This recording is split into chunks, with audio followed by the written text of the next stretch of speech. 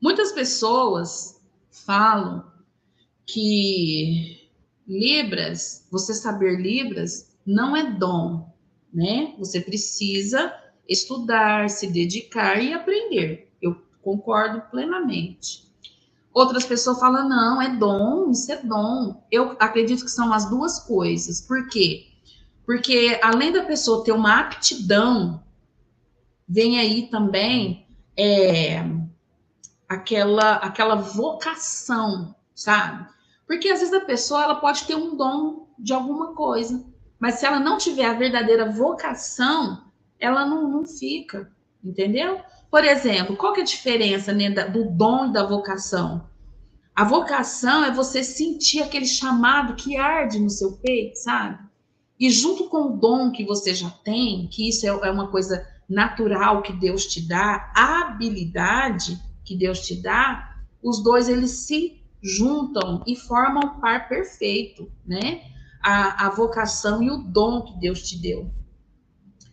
E o trabalho é junto, né? Às vezes a pessoa pode ter o dom, às vezes ela não gosta de executar aquela tarefa, entendeu? Mas quando ela é vocacionada, aquilo arde no coração dela, que é o meu caso, isso arde no meu coração, junto com o dom, a habilidade que o Senhor deu nas minhas mãos, então se torna, além de ser um dom vocacionado, também se torna um trabalho. Embora que uma surda um dia olhou para mim e falou assim, ela fez assim, ó, você tem dom da Libras.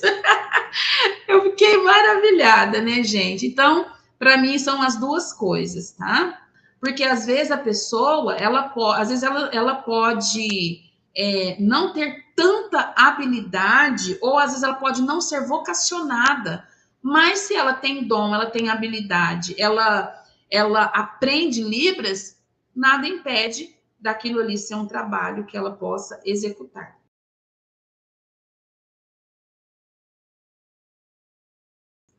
Gente, olha que pergunta forte. Gente, peraí. Quando tem surdo na igreja, a primeira pessoa, a gente tem que olhar no surdo como uma pessoa, não como uma coisa, né? Então, o primeiro de tudo aí, se o intérprete está lá na igreja, junto com os surdos, o papel desse intérprete diante da igreja é fazer com que a igreja compreenda que ali tem um ser humano, entendeu? Agora, imagina a igreja olhar para você e você trata essa pessoa indiferente, acredito que o papel de quem não está inserido nesse contexto é também tratar com indiferença. Mas se você tem aquele carinho, nutre carinho pelos surdos, se você conseguiu fazer com que a sua igreja entendesse esse ministério tão poderoso, gente, é claro que a igreja vão tratar, a igreja vai tratar essa pessoa com dignidade, entendeu? Então não é porque ela é uma pessoa surda que ela vai ser tratada com indiferença. Na verdade, ela já é tratada automaticamente com indiferença perante a sociedade. Mas dentro da igreja precisa ser algo muito específico, muito bem elaborado e com muito cuidado. Quem tem essa vontade de ter o ministério com SUS na sua igreja, você precisa ter muito cuidado. Você precisa saber quem é essa igreja que você está. Por quê? Porque se você não sabe quem é esse povo que está junto de você, eles podem desprezar o surdo, tá? Então a gente tem que ter muito cuidado em iniciar um ministério com surdos na igreja, tá bom, gente? Porque os surdos eles fazem parte, é um de nós, é um ser humano e eles precisam de respeito assim como nós.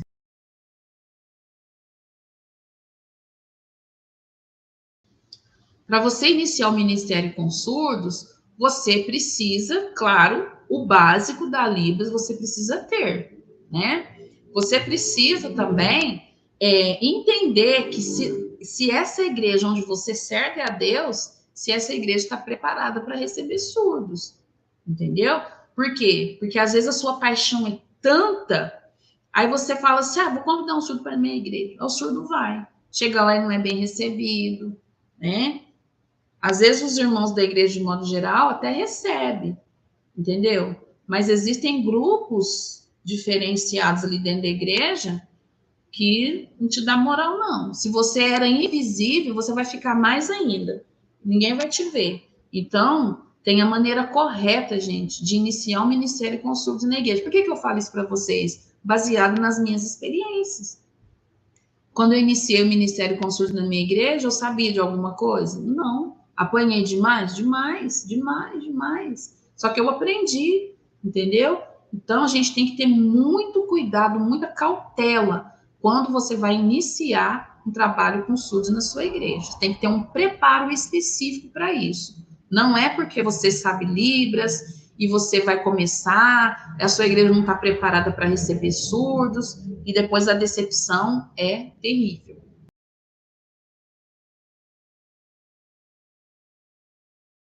Vocês sabem, gente, que intérprete não é somente pessoas ouvintes, tá?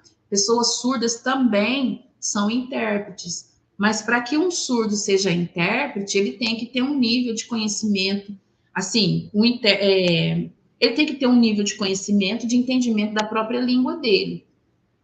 Como que um surdo se torna intérprete, né?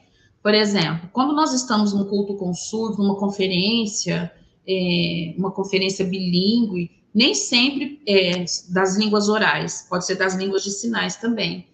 Por exemplo, nós estamos num congresso que naquele congresso tem vários surdos de países diferentes com línguas de sinais diferentes. Então, suponhamos que eu sei, suponhamos, tá, gente? Eu não sei a língua americana de sinais, eu não sei. Eu sei alguns sinais muito vagos que não dá, né? Não se aplica.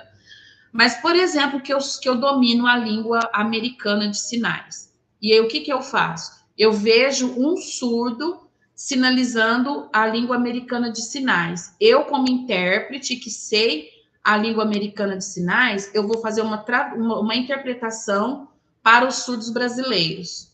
Aí, de um surdo brasileiro, tem um surdo ali que sabe a língua francesa, que sabe outra língua. O que esse surdo vai fazer? Ele vai copiar de mim, porque ele está vendo a língua brasileira de sinais, e ele vai interpretar para um grupo de surdos, por exemplo, surdos franceses, japoneses, e assim vai acontecendo. Então, um surdo, ele pode sim ser intérprete. Um surdo também pode ser intérprete de louvores?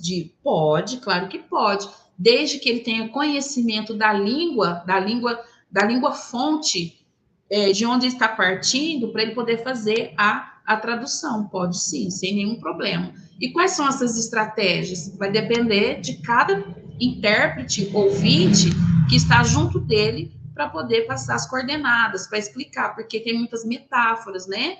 E assim por diante. Tem surdos que eles já estão tão habituados a serem intérpretes que quando eles veem uma metáfora, eles detectam na hora.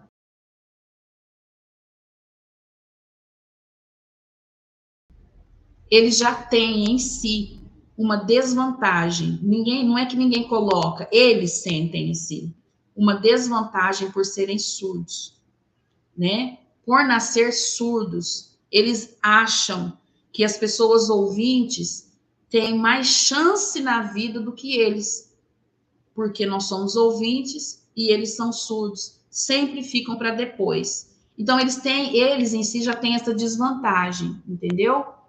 Então, qual que é o nosso papel diante disso?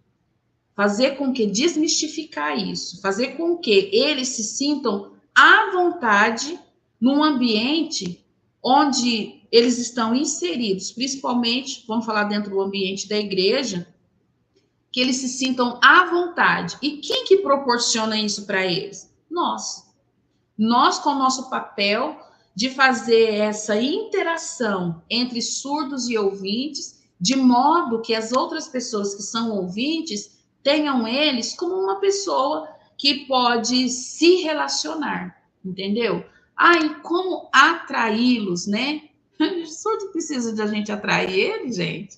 Quando você sabe a língua de sinais, você fala um oi para um surdo, você fala um Jesus te ama para o surdo, ele já se sente atraído.